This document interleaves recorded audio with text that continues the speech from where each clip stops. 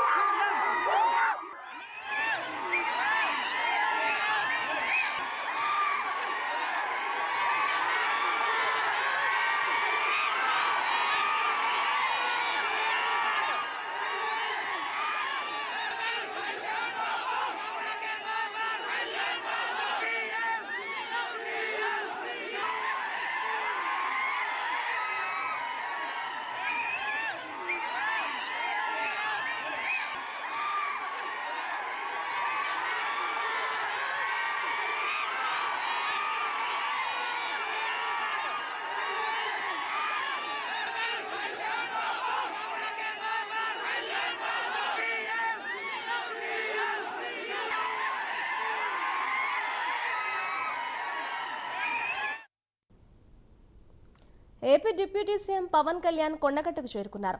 పవన్ రాకతో కొండగట్టు వద్ద కోలాహలం పెరిగింది. సేనాని రాకతో ఇప్పటికే భారీగా అభిమానులు, కార్యకర్తలు కొండగట్టుకు చేరుకున్నారు.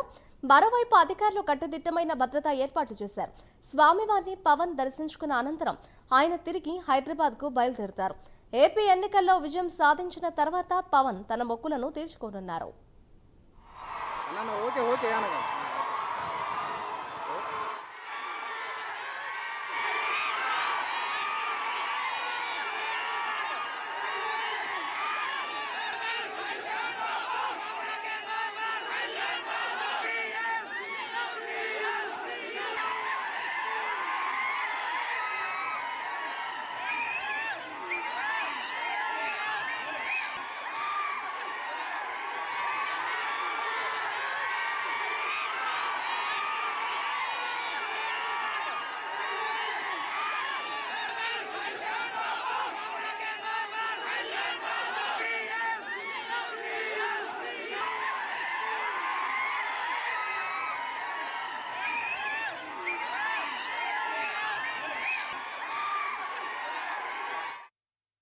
దీనిపై మరింత సమాచారాన్ని మా ప్రతినిధి తిరుపతి అందిస్తారు. తిరుపతి, చెప్పండి. AP deputy CM Pawan Kalyan Kondagattu చేరుకున్నారు. ప్రస్తుతం దీనికి సంబంధించిన లేటెస్ట్ అప్డేట్స్ ఏ విధంగా ఉన్నాయి?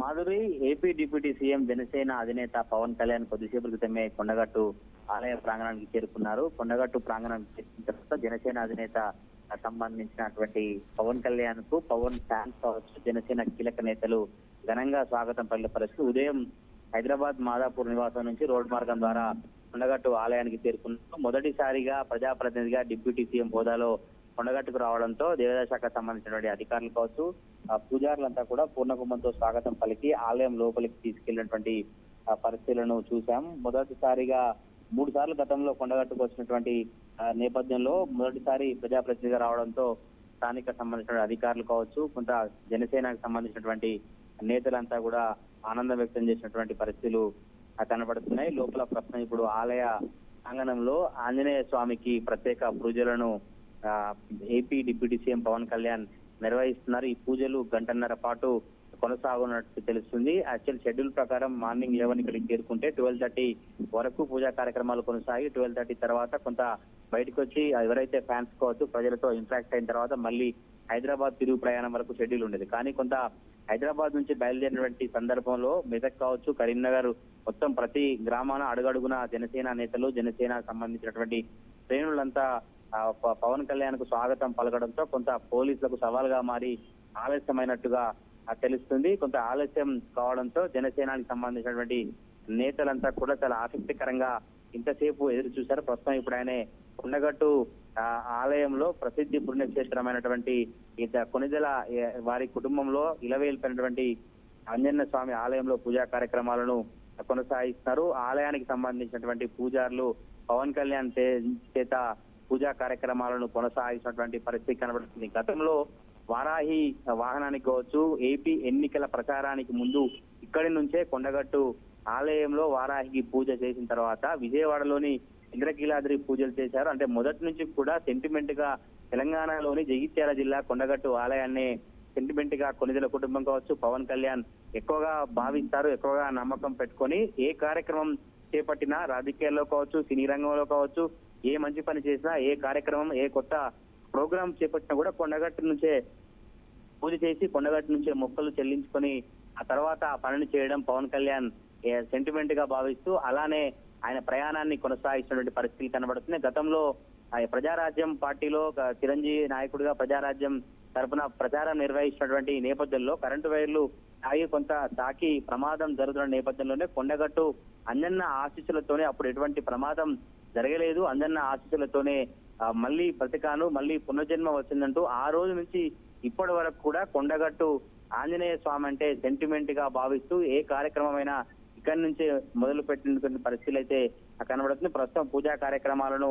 పవన్ కళ్యాణ్ కొనసాగిస్తున్నారు. పూజా కార్యక్రమాలు చేసిన తర్వాత కొంత స్థానిక అధికారులు కావచ్చు, కొంత పూజారులతో ఇంటరాక్ట్ అయ్యి ప్రస్తుతం ఆయన కొండగట్టు అంజన్న స్వామికి ఏ మేరకు ఏమైనా అభివృద్ధికి కావచ్చు, లేదంటే ఆ కొండగట్ట ఆలయ అభివృద్ధికి సంబంధించినటువంటి ఆ పార్టీ నుంచి కానీ లేదంటే ఇతర నుంచి కానీ ఏమైనా నిధులు సంబంధించుకోవచ్చు ఏమైనా అనౌన్స్ చేస్తారని స్థానిక పూజారులు కావచ్చు, అధికారులు ఎక్స్పెక్ట్ చేస్తారు. ఎందుకంటే గతంలో తినేటట్టుగా ఒక పార్టీ అధ్యక్షుడిగా మాత్రమే ఇక్కడికి వచ్చి పూజా కార్యక్రమాలు కూడా దర్శించుకున్నారు. కానీ మొట్టమొదటిసారిగా ప్రజాప్రతినిధిగా డిప్యూటీ సీఎం హోదాలో వస్తున్నటువంటి నేపథ్యంలోనే స్థానిక పూజారులు కావచ్చు, అధికారులు కొంత పవన్ కళ్యాణ్ పై ఎక్స్పెక్ట్ చేసినటువంటి పరిస్థితులు అయితే కనబడుతున్నాయి. పూజా కార్యక్రమాలు ముగిసిన తర్వాత నేరుగా గుట్టపై నుంచి కిందికి వచ్చి ఇక్కడ ఎవరైతే పవన్ ఫ్యాన్స్ వచ్చారో ఇక్కడ మాట్లాడే అవకాశం ఉన్నట్టు కొంతమంది చెప్తున్నారు. మరో వర్గం మాత్రం ఇక్కడ ఎటువంటి ఇంటరాక్ట్ ఉండదు, ఎటువంటి మాట్లాడే అవకాశం ఉండదు. కొంత జగిత్యాల రూట్ మార్గంలో ఉన్నటువంటి బృందావన్ రిసార్ట్ లో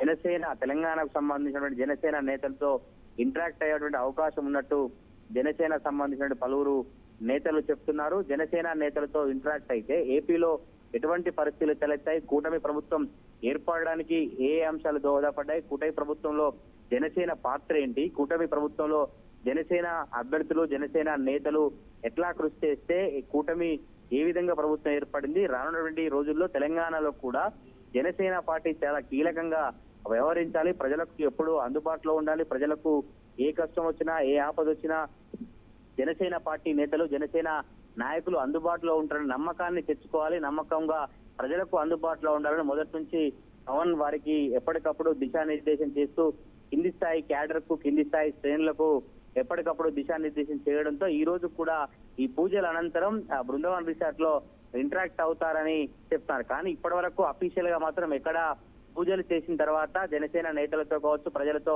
పవన్ కళ్యాణ్ ఇంటరాక్ట్ అవుతారంటూ అధికార యంత్రాంగం నుంచి కావచ్చు అఫీషియల్ సమాచారం మాత్రం ఇప్పటికీ స్పష్టత మాత్రం లేనటువంటి సిచ్యువేషన్ అయితే కనబడుతుంది.